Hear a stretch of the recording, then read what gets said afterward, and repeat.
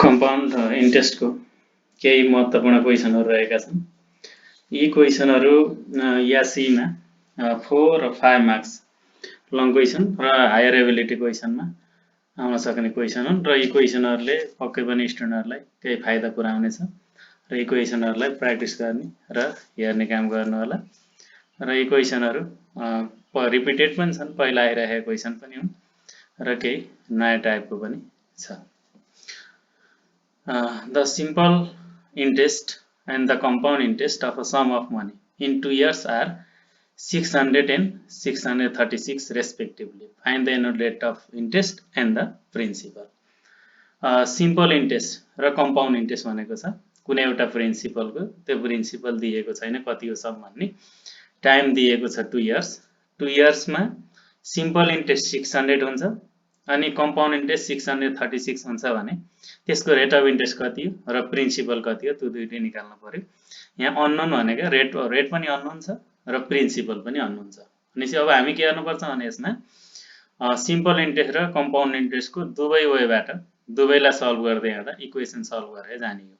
त्यसबाट हामीले rate of interest र प्रिन्सिपल निकाल्न सकिन्छ। यसको सोलुसन सिम्पल इन्ट्रेस्ट कति छ 600 अनि कम्पाउन्ड इन्ट्रेस्ट 636 छ। टाइम 2 इयर्स छ, यो टाइम सेम टाइम हो, एउटै समयमा कम्पाउन्ड इन्ट्रेस्ट र सिम्पल इन्ट्रेस्ट दिएको छ, कम्पाउन्ड इन्ट्रेस्ट धेरै छ 636 छ। अब के गर्नु पर्यो हामी सिम्पल इन्ट्रेस्ट भनेपछि सिम्पल इन्ट्रेस्टको फर्मुलाबाट जानु पर्यो, यसलाई सल्भ गर्नु पर्यो। त्यही भएर simple interest SI PTR upon 100 PTR upon 100 हो।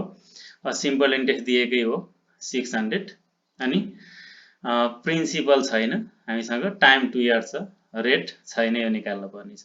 अनि 600 equal to P into 2 into R upon 100 यो एउटा कन्डिसन भन्यो र यसमा पी र आर दुईटै अननोन छ, यो निकाल्नु पर्ने भयो। अब आरको कुरा के हुने भयो कम्पाउन्ड इन्ट्रेस्ट 636 भयो।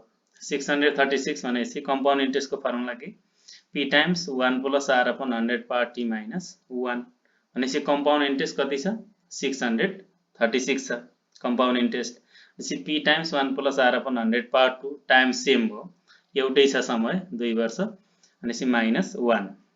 अब के गर्नु पर्यो यहाँ p र r निकाल्नु पर्ने छ भनेपछि दुईटा इक्वेसन भने यो दुईटा इक्वेसनलाई सल्भ गर्नु पर्यो। सल्भ गर्न हामीले एउटा इक्वेसनलाई अर्कोले डिभाइड गर्ने, किनभने यो दुईटा इक्वेसनमा भेरिएबलको बीचमा मल्टिप्लिकेसन रिलेसन छ। अब हामी इलिमिनेट गर्नलाई के गर्नु पर्छ भने एउटा इक्वेसनले अर्कोलाई डिभाइड गरिदियो भने सजिलो हुने भयो। त्यसो हुँदा 636 equal to p times 1 plus r upon 100 power 2 minus 1 upon 600 equal to p into 2 into r upon 100 हामीले के गर्यो इक्वेसन सेकेन्डलाई फर्स्टले डिभाइड गरियो। अब डिभाइड गर्दा 636 अपन 600 भनेको 1.06 क्याल्कुलेट गरेको, p र p cancel, numerator denominator cancel गरे, p डिभाइड बाइ p गर्दा 1 भएको है। अब 1 plus r upon 100 whole square minus 1 छ। अब यो के हुन पर्यो भने 1 plus r upon 100 whole square, यो स्क्वायरमा छ 1 पनि स्क्वायर हो, 1 भनेको 1 स्क्वायर हो। भनेपछि 1 प्लस r अपन 100 लाई a सपोज गर्यो र 1 लाई b सपोज गर्यो भने a square minus b square, formula of a square minus b square, यो factor formula a plus b into a minus b, त्यो फर्ममा हामीले फ्याक्टराइजेसन गरिएको छ। त्यसो हुँदाखेरि 1 plus r upon 100 whole square minus 1 भनेको 1 प्लस r अपन 100 a भयो। भनेपछि a प्लस b गर्दा a भनेको 1 plus r upon 100 plus b भनेको 1 अनि a minus b 1 plus r upon 100 minus 1 a plus b into a minus b। अब तल के भयो p र p क्यान्सल भयो, 2 टाइम्स r अपन 100 रह्यो। अब लेफ्टतिर 1.06 छँदैछ है। अब हाम्रो प्लस 1 र माइनस 1 रेड्युस भयो भनेपछि कति रह्यो r अपन 100, r अपन 100 रहेको छ। फेरि अगाडि कति छ 2 प्लस r अपन 100 कसरी हो 1 प्लस 1 2 हो, 2 प्लस r अपन 100। अब तल कति हो 2 इन्टु r अपन 100। अब numerator denominator same quantity r upon 100 divide by r upon 100 equal to 1, त्यसलाई रेड्युस गरिए हामी। अब कति अब 1.06 equal to 2 plus r upon 100 upon 2 त्यो रह्यो हैन।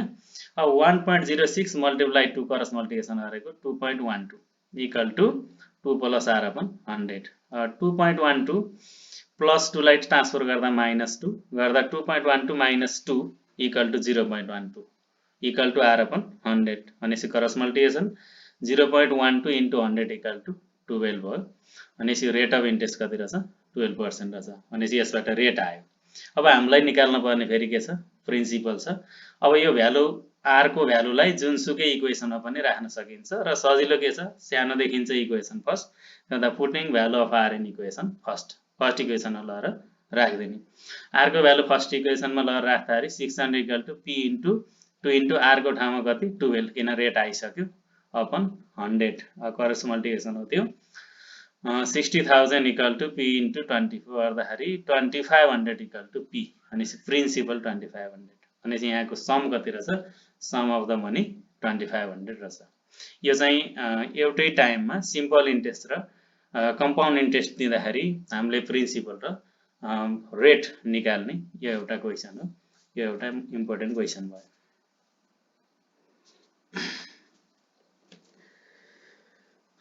अब हामीसँग अर्को क्वेसन छ। यो क्वेसन एसईमा आएको खाले क्वेसन पनि हो। A bank has fixed the rate of interest 10% per annum semi-annually compound interest in account A and 12% per annum annually compound interest in account B. If you are going to deposit rupees 25,000 for 2 years in the same bank, in which account will you deposit and why? Give reason with calculation. अब यो question मा एउटै बैंकमा दुईटा खाता छ, एउटा ए र अर्को बी।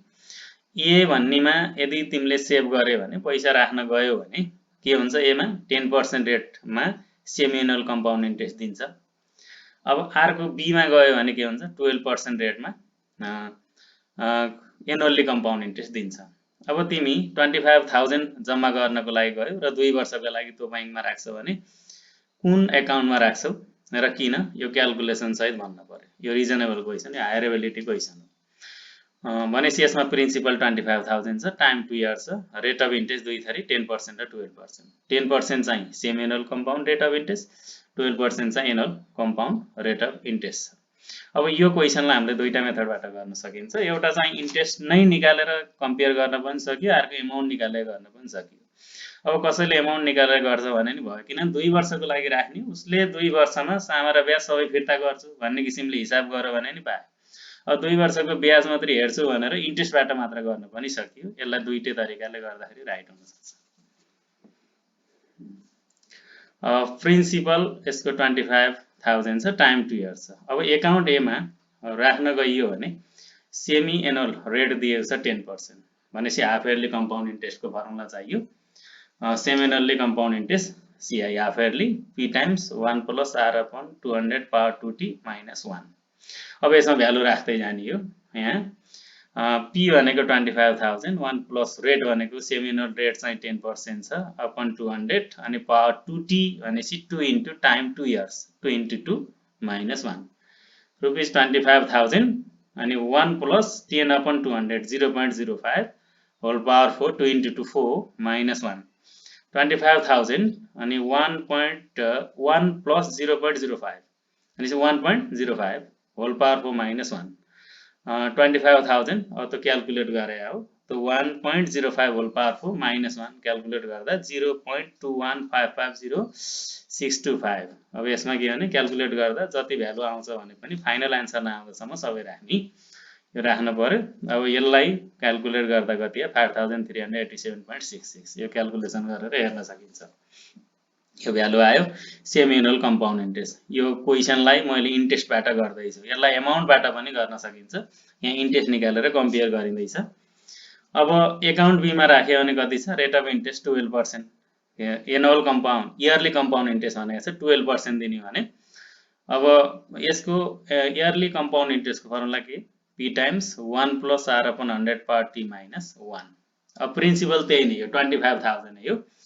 1 प्लस रेट कति छ कम्पाउन्ड इन्ट्रेस्ट इयरली रेट भने 12% 12/100 पावर 2 - 1 25,000 अनि 1 प्लस 12/100 गर्दा 1 प्लस 0.12 होल स्क्वायर छँदैछ -1 क्याल्कुलेट गर्दा कति आयो 25,000 मल्टिप्लाई 0.2544 गर्दा 6,360 भनेपछि अब यहाँ हेर्न पर्यो पहिला आएको इन्ट्रेस्ट कति छ 5387.66 पछि आएको इन्ट्रेस्ट कति छ 6360 अब यसमा कुनमा धेरै पाइयो त ब्याज भन्दा एकाउन्ट एमा राख्दा भन्दा एकाउन्ट बीमा राख्दाखेरि धेरै इन्ट्रेस्ट आयो भनेपछि अब हामीले पैसा जम्मा गर्दा धेरै ब्याज पाउनु पर्यो त्यसैले धेरै ब्याज पाउनेमा राख्ने भयो त्यसैले कुनमा राख्यो एकाउन्ट बीमा हामीले पैसा जम्मा गर्न सकिने भयो र यही क्वेशनलाई एमाउन्टबाट कम्पेयर गरेर गर्न पनि सकिन्छ र एमाउन्ट जुनमा धेरै आउँछ त्यसैमा राख्छु भनेर लेख्न पाइयो र यो कन्क्लुजन लेखेकै हुन पर्यो किनभने यो रिजनेबल रिजन दिने क्वेशन भएको हुँदाखेरि रिजन चाहिन्छ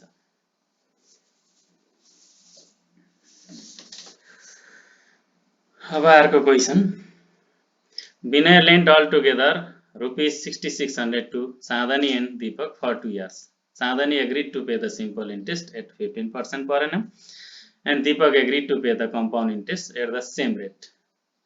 If Sadhani pay rupees 112.50 more interest than Deepak, find how much did Vinay lend to each of them, by what percent was loan lent to Sadhani more than Deepak, find it. अब विनयले जम्मा 6600 चाँदनी र दीपकलाई दियो र दीपकले र चाँदनीले अब के छ भने 2 इयर्सको लागि लगेको हो चाँदनीले 15% सिम्पल इन्ट्रेस्ट तिर्ने भयो र दीपकले चाहिँ के कम्पाउन्ड इन्ट्रेस्ट तिर्ने भयो तर पैसा फिर्ता गर्दा अथवा लिँदा क्याल्कुलेट गरिसकेपछि के छ भने if Chandni pays 112.50 more interest than दीपकको भन्दा 112.50 बढी इन्ट्रेस्ट दिन्छ भने find how much did Vinay lend to each of them प्रत्येकले कति कति लगेका थिए कति थियो प्रिन्सिपल त्यो निकाल्न पर्यो र by what percent was loan lend to each Chandni more than the Deepak कति पर्सेन्टले बढी छ त अब चाँदनीले लगेको दीपकको भन्दा कति पर्सेन्ट बढी छ त्यो प्रिन्सिपल त्यो निकाल्न पर्यो भनेपछि total sum of the money भनेपछि जम्मा जम्मी कति 6600 अब यहाँ दुईटालाई दिएको छ एउटा चाँदनी एउटा दीपक अब यहाँ सपोज गर्न पर्यो त्यसमा दुईटा प्रिन्सिपल एउटा प्रिन्सिपललाई x मानियो भने अर्कोलाई 6600 माइनस x किनभने दुईटालाई बाँडियो त्यो दुईटाको सम भनेको 6600 अब यहाँ चाँदनीलाई दिएको x गरियो र दीपकलाई दिएको 6600 माइनस x गरियो अब चाँदनीले दिने भनेको सिम्पल इन्ट्रेस्ट हो त्यसो हुँदाखेरि यसमा सिम्पल इन्ट्रेस्ट निकालिएको हो सिम्पल इन्ट्रेस्ट कति PTR अपन 100 तर त्यहाँ P1 into T into R upon 100 किन लेखियो भने पहिलोमा सिम्पल इन्ट्रेस्ट छ त्यसलाई प्रिन्सिपल P1 मानिएको छ त्यसमा PTR अपन 100 को ठाउँमा P into T into R P1 into T into R upon 100 गरिएको हो P1 कति छ x into time to rate 15 अनि अपन 100 गर्दा 0.3x यो भनेको इन्ट्रेस्ट कसले तिरेको चाँदनीले तिरेको इन्ट्रेस्ट भयो अब कम्पाउन्ड इन्ट्रेस्ट तिर्छ कसले दीपकको कम्पाउन्ड इन्ट्रेस्ट कम्पाउन्ड इन्ट्रेस्टको formula P times 1 plus R upon 100 par T minus 1 त्यहाँ मैले P2 लेखेको छु किनभने प्रिन्सिपल क्लियर गर्नको लागि प्रिन्सिपल P2 छ दीपकको कति हो 6600 minus x 6600 minus x अनि multiply 1 plus 15 upon 100 par 2 minus 1 किनभने रेट अफ इन्ट्रेस्ट दुईटालाई एउटै हो माथि पनि 15 राखियो तल पनि 15 राखियो 6600 minus x 1 plus 15 upon 100 par 2 minus 1 अब यसलाई क्याल्कुलेट गर्दा पहिला 1 plus 15 upon 100 power to 1.3225 अनि minus 1 6600 minus x into अब त्यो क्याल्कुलेसन हो पछाडीको 1.3225 minus 1 equal to कति हुन्छ 0.3225 यो चाहिँ कम्पाउन्ड इन्ट्रेस्ट कसको हो दीपकको हो अब क्वेशनले के भनेको छ भने दीपकको भन्दा चाँदनीको इन्ट्रेस्ट बढी छ भनेको छ कतिले बढी भन्दा 112.50 ले त्यसैले बाइ क्वेशन अनुसार के हो भने चाँदनीको इन्ट्रेस्टबाट दीपकको इन्ट्रेस्ट घटाउँदा यसको डिफरेन्स चाहिँ कति आउनु पर्यो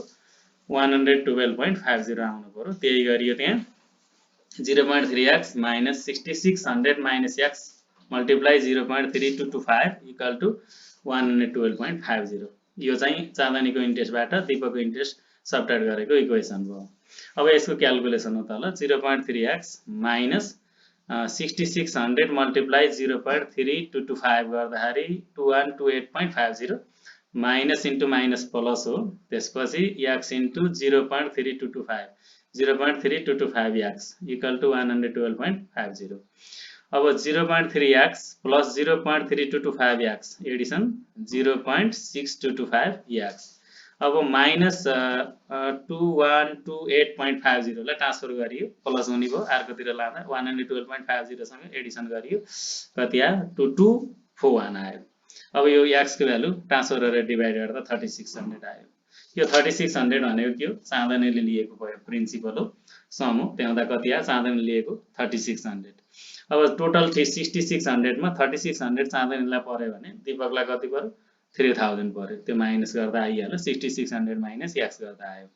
भनेपछि यहाँ चाँदनी र दीपकको दुईटैले कति कति लगाएको थियो भन्ने क्वेसनको एन्सर आइसक्यो। अब के गरेछ? कतिले बढी थियो र कति पर्सेन्ट को फरक थियो भन्ने कुरा हेर्नु पर्यो। त्यहाँ हुँदा difference between the two principal, दुईटा बीचको फरक भनेको कति आयो? 3600 माइनस 3600 आयो। यो चाहिँ डिफरेन्स आयो। अब डिफरेन्स कतिले बढी छ त भनेको चाँदनीको चाहिँ दीपकको भन्दा कतिले बढी छ भनेर हेर्न, चाँदनीको र दीपकको डिफरेन्स अपन इनिसियल कुन भयो? दीपकको भन्दा बढी भएको हुँदाखेरि दीपकको राख्नु पर्यो 3000 मल्टिप्लाई 100% गर्दा 20%। भनेपछि यो डिफरेन्स पर्सेन्ट 20%, चाँदनीको चाहिँ दीपकको भन्दा 20% ले बढी रहेछ।